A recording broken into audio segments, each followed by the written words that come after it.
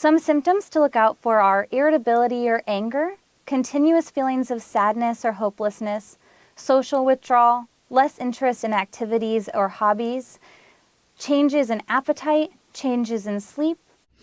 Now that I've shown you the various symptoms of anxiety and depression, let me analyze a TED Talk about the causes of anxiety and depression.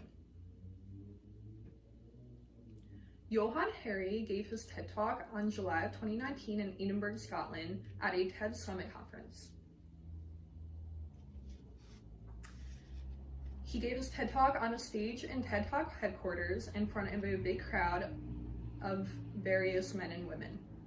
The background of his TED Talk is a TED sign, as you can see from the photo, along with some orange and red mountains. It's important to ask ourselves what was going on in the world during his TED Talk.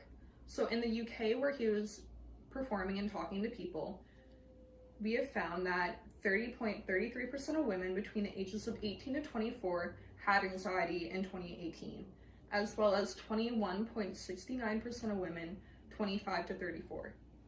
As well as men, the rates were a bit lower, but still 14.88% between the ages of 18 and 24 had anxiety, as well as 21.69 between the ages of 25 to 34.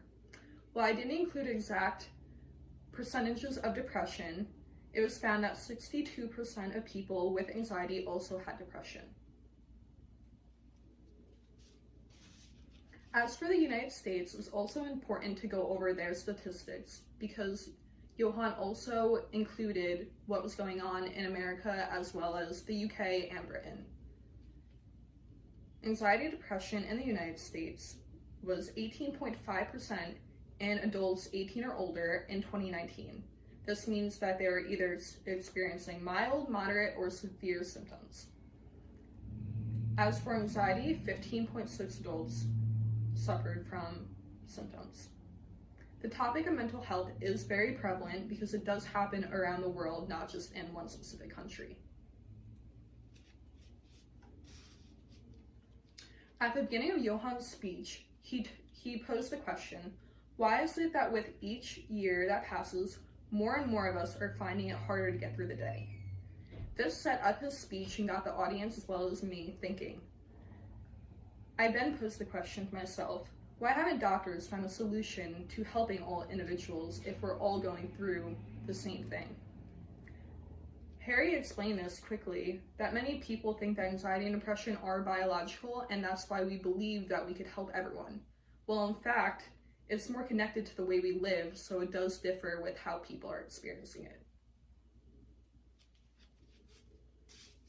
Another statement that Johann made that stuck with me was when he said, we're the loneliest society in human history. This is the reason why many of us do struggle from anxiety and depression. He then met with Professor John Cacioppo, who had a theory about loneliness. He explained how human beings work in a way that we rely on each other. We work well in tribes, and because over the years we have looked to be on our own more, it's actually lessened our happiness. We need each other to rely on and be the best that we could be. One treatment, in fact, that therapists are now looking to use are social prescribing, which means that if you have anxiety, they would tell you go meet up with other people with anxiety, not to necessarily talk about your issues, but form that bond, that tribe atmosphere, and work together to start a garden, go out and experience the world, like have something to do together. The last thing that Hari spoke about that stuck out to me was junk values, which he learned from Professor Tim Kasser.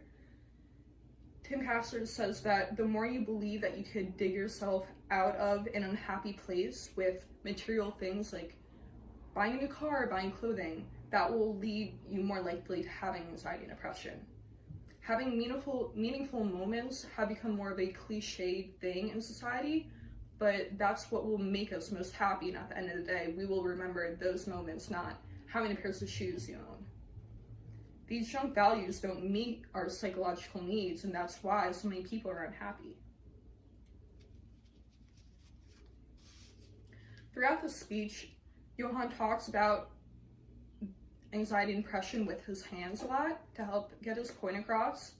While he's not using his hands the entire time, when he's not using his hands, he has them resting in his pockets, along with the fact that he doesn't really walk around the stage, just kind of placed in one spot. If you can see on the circle right there, Johann also has a British accent that stuck out to me because I'm from America, so it's uncommon for me to hear people like that. He also makes great eye contact with the crowd, talks at an average pace, except for when he's trying to make an important point, then he kind of slows down his voice and enunciates and gestures his hands. Johann does a great job at connecting his own personal experiences to the research he found, which I think is very important because it kind of gives people a way to connect and relate to what you're going over. Because anxiety and depression is a serious topic, Johann did incorporate jokes throughout the TED Talk to get the crowd laughing and make it more lighthearted. So to wrap things up, during Johann's TED Talk, he spoke about the causes of anxiety and depression, covering topics such as how our environment can affect us, loneliness in the world, various treatments and medications, junk values, and finding the meaning and happiness in our lives. He used research and his own experiences to draw in the crowd and connect with them on a deeper level. So in his conclusion, he explains how anxiety and depression are not a malfunction in our brains. Rather, they are signals. When we feel a symptom, it's signaling to us that our body is experiencing something wrong and we have to act on that. It's telling us, help me, do this to be better.